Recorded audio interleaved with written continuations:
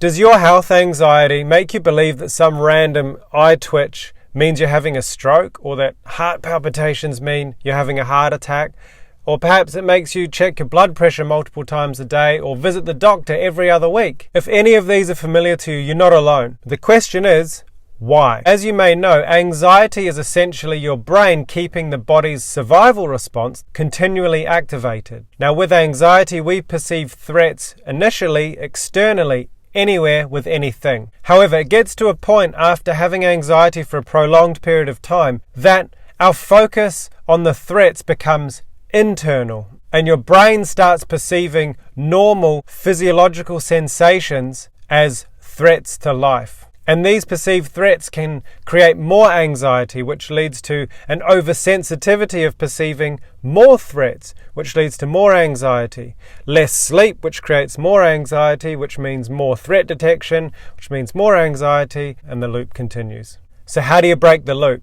The first thing is to go to a medical professional and get full check done. Once you have the all clear, this is great news because it means that it's psychological, and that is easy to fix. And one way to manage health anxiety is to get your brain from focusing internally to focusing externally. Because where internal focus goes, emotional energy flows. Let me give you an example of what I mean. Focus on the bottom of your left foot and notice how that feels. Now focus on your right index finger and notice how warm that is.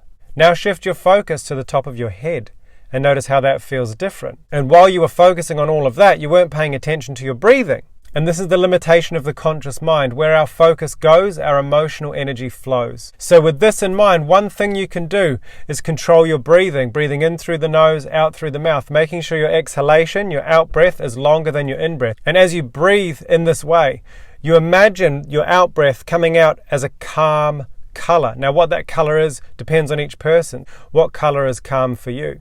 Take whatever your brain gives you and use that. And as you do this controlled breathing and you breathe out, you imagine a cloud of calmness coming out and filling up around you. Now obviously if you get dizzy breathing in this way, stop and take a rest and come back to it. Not only does this tie up the conscious mind and stop it focusing on the internal threats, but it also guides the same parts of the brain to focus on creating calmness by way of imagination. Additionally, the longer exhalations physiologically force the body to calm down by activating the parasympathetic nervous system, which is often known as a rest and digest response. Obviously, this is just one management technique and it's not going to resolve your problem.